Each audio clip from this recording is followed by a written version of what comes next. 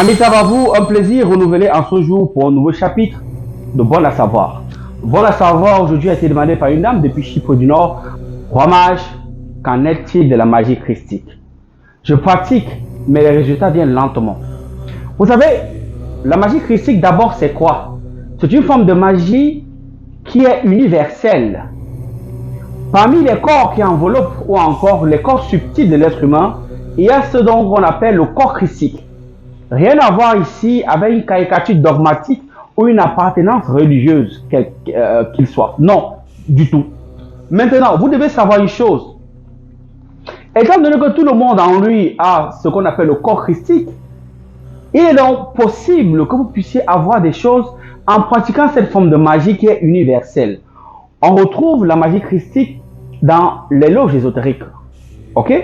Oui, comme la franc-maçonnerie, la Golden Dawn, l'ordre de l'aquarelle, je veux dire aussi dans la Rose Croix d'Or, à Mort aussi, on retrouve aussi dans les cancars, on retrouve dans la fraternité universelle, on retrouve aussi chez les Templiers, on retrouve aussi dans beaucoup des ordres ésotériques et même traditionnels africains.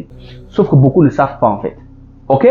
On retrouve aussi ça dans le bouddhisme, on retrouve aussi ça dans le shintoïsme, on retrouve ça dans beaucoup de philosophies aussi. Il y a des récits où on parle de la magie christique. Ok? Les chrétiens maintenant dits réveillés, entre guillemets, parlent souvent de la montée de l'Esprit Saint. Or, dans les pratiques ésotériques, on parle plutôt de l'éveil de la Kundalini. C'est la même chose, il n'y a que le thème qui diffère. Maintenant, vous devez savoir que pour mieux pratiquer la magie christique, vous qui avez posé la question, qui va édifier d'autres personnes, il faut connaître la manipulation ou encore connaître le temps et l'espace. À quelle fréquence vous le faites? À quelle fréquence vous pratiquez de la magie christique? Et qu'entendez-vous par magie christique? Qu'est-ce que vous demandez à votre corps christique? C'est ce qu'il faut savoir. Le corps christique surjoue quelle dimension? Le premier, le deuxième, le troisième, le quatrième, le cinquième, le sixième, le septième, le cosmique? Vous n'en savez rien. Du bas et d'en haut, vous n'en savez rien. C'est des choses qu'il faut savoir avant de pratiquer quelque chose. Ok? Maintenant, quelle est l'heure adéquate? Voilà. Ou alors, pendant le fuseau horaire, quel est l'instant ou l'heure qu'il faut pratiquer ce type de magie? C'est une question qu'il faut savoir. Maintenant, quelles sont les couleurs qui sont adaptées à votre type de magie christique? Parce que la couleur compte aussi. La senteur compte. Quand je parle de senteur ici, c'est les parfums, c'est les encens. Oui, ça compte dans la magie christique. Ok? L'environnement compte aussi. Est-ce qu'il est sain? Est-ce qu'il est propre? Et il y a un facteur encore qui compte dans la magie christique, c'est le son. Vous savez que le son produit une vibration. Quel est le son que vous émettez? À quelle fréquence vous le mettez? Afin de subjuguer, on va dire comme ça, les entités du haut. Sauf que dans la magie christique, on vous demande, dans le traité méthodique de la magie pratique, ok, de la magie christique, on vous demande de pratiquer d'abord, de maîtriser d'abord les esprits d'en bas. Vous ne pouvez pas subjuguer les anges si vous ne connaissez pas les anges terrestres. Parce que beaucoup d'entre vous pensent que les anges sont rien qu'en haut. Non, détrompez-vous. Et il y a aussi les anges terrestres. Les anges ne sont pas qu'au ciel. Compatissant ce qu'on vous fait croire dans les magieries collectives. Non. Si vous voulez d'abord, je ne parle pas des démons. Je parle des anges terrestres. Il y a les anges terrestres. Vous devez d'abord être en harmonie avec eux. Vous devez d'abord savoir comment les subjuguer. Comment subjuguer vos ancêtres méritants. Comment subjuguer les maîtres ascensionnés, les guides de lumière, afin d'atteindre maintenant les anges et ainsi de suite, en vous élevant. Voilà l'un des principes fondamentaux pour une parfaite maîtrise de la magie christique. Une fois que tout ceci est réuni, vous pouvez maintenant bien pratiquer votre magie christique et avoir des résultats prompts et rapides. Voilà ce qu'il en est en fait. On ne pratique pas de la magie christique pour détruire. Mais il est autorisé de pratiquer la magie christique pour s'autodéfendre. Ça veut dire que si vous avez reçu des attaques mystiques, vous pouvez pratiquer de la magie christique pour faire un choc en retour. Oui. Et pour ça, les couleurs vont jouer. Les couleurs de bougies vont jouer. L'encens va jouer. L'heure indiquée va jouer. L'harmonie, c'est-à-dire l'endroit où vous êtes. Ok. Le fuseau horaire va jouer. Et vous faites maintenant, avec l'image ou le nom de la personne, On cherche en retour si c'est justifié, si réellement c'est la personne ou la tierce personne qui vous a fait une attaque spirituelle. Oui. Et c'est dans la magie christique que vous avez la capacité de vous revêtir du manteau du Christ. Encore ici, qui n'a rien à voir avec un dogme christique, mais qui est une réalité universelle.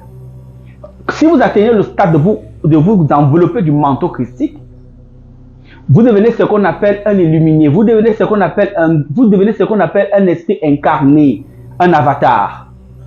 Là, vous n'êtes plus vulnérable contre toute forme de magie. C'est vrai qu'il y a des magiciens qui confectionnent ce manteau à des prix faramineux et on vous fait des rites appropriés et on vous le donne. Ça, c'est vrai. Mais c'est un processus parce qu'on prépare le corps à revêtir le manteau christique. Oui.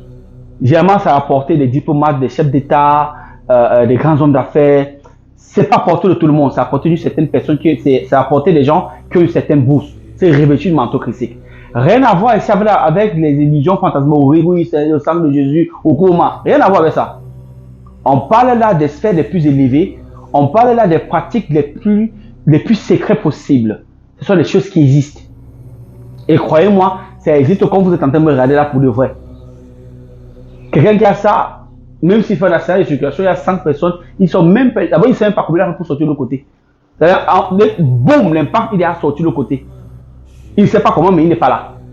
Il se trouve projeté de l'autre côté au sol, il n'a rien. C'est des choses qui existent, ça se fabrique. Ça met du temps pour le fabriquer, il faut régler les constellations, il faut savoir, c'est beaucoup de réglages, mais ça se fait. Donc la magie christique, vous le pratiquez tous les jours sans le savoir. Quand vous émettez des ondes positives vis-à-vis de quelqu'un qui est malade, vous pratiquez une forme de magie christique. Quand vous compatissez avec ceux qui sont en prison, quand vous faites de l'intercession avec des malades dans les hôpitaux, vous priez pour les gens que vous ne connaissez pas, vous êtes compatissant avec les gens sur les réseaux sociaux, comme vous envoyez de l'argent d'une manière anonyme, vous pratiquez une forme de la magie christique. Je répète encore, rien à voir ici avec un caractère dogmatique.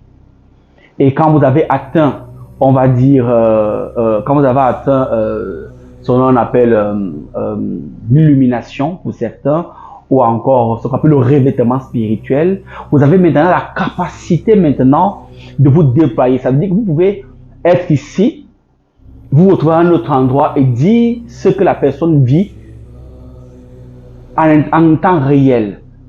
Oui, parce qu'une bonne maîtrise de la magie christique vous permet de faire la bilocation, vous permet de faire le dédoublement corporel quand vous voulez et où vous voulez. C'est-à-dire, vous pouvez faire une prédication ici au même moment, vous pouvez dire à quelqu'un que je vois tel endroit comme ça. Et ce que vous dites, c'est vrai. Ce n'est pas un montage, mais c'est la réalité. Oui, il y a des gens qui ont cette capacité. Il y a des pasteurs qui se sont suivis au Congo, certains un peu partout, qui ont cette capacité. Pourquoi? Parce qu'ils ont cette marque sur le front que moi j'ai vu. Pour de vrai. Ils sont peu. C'est-à-dire, je regarde, je dis, mais waouh, oui, il y en a. Ils sont pasteurs, mais ils ont cette marque. Parce qu'il y a une marque christique. Oui, quand vous portez, c'est un seau. Quand vous portez ce seau, vous l'avez. En dehors on va dire, en dehors des comportements que l'individu peut avoir, puisque nul n'est parfait, des vices que la personne peut faire, ou encore des problèmes. Mais il a ça. Bizarrement, qui prouve qu'il est un être humain. J'en ai vu. J'ai vu aussi quelques ramètres spirituels avec ce seau. Oui, ce seau christique. Il y a des patients qui sont venus chez moi qui avaient ce seau, mais je ne l'ai pas dit. Ils souffraient dans les chaînes, ils ne savaient pas qu'en fait, c'est ce seau-là, en fait, qu'il faut déployer afin qu'ils puissent exercer dans le domaine prophétique, afin d'aider les masses de personnes. Mais tellement ils sont mal orientés, on se met à chasser les démons, pourtant ils n'ont pas un problème démonique, ils n'ont pas un problème démoniaque, et puis on les embrouille comme ça, alors que ce sont des gens qui sont censés aider la populace. Comme c'est mal canalisé, on croit qu'ils sont démoniaques, qu'ils ont des entités. Ils n'ont pas des entités. Et beaucoup, certains pasteurs qui n'ont pas eu un certain degré d'élévation spirituelle commencent à chasser Satan, alors qu'ils n'ont pas de démons. Sauf que c'est ce saut-là qui est en train de sortir, qui font ce qu'ils vont avoir ce développement spirituel afin d'aider les gens. Parfois beaucoup plus que vous-même. Mais quand c'est mal canalisé, la personne se meurt avec en fait. Ou la personne est diabolisée, ou la personne croit qu'il a un problème.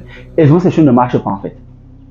Les porteurs de ce sceau sont ceux qui sont censés amener la lumière dans la vie. Ce sont des êtres qu'on appelle souvent des âmes affectées. Ils viennent dans une nation, dans une tribu, dans un endroit spécifique, dans une contrée pour édifier ou pour enlever les gens de l'éternel, les amener à la lumière. Voilà comment ça fonctionne. La magie christique, vous la pratiquez tous les jours, mais un truc dans la magie christique, il faut être optimiste.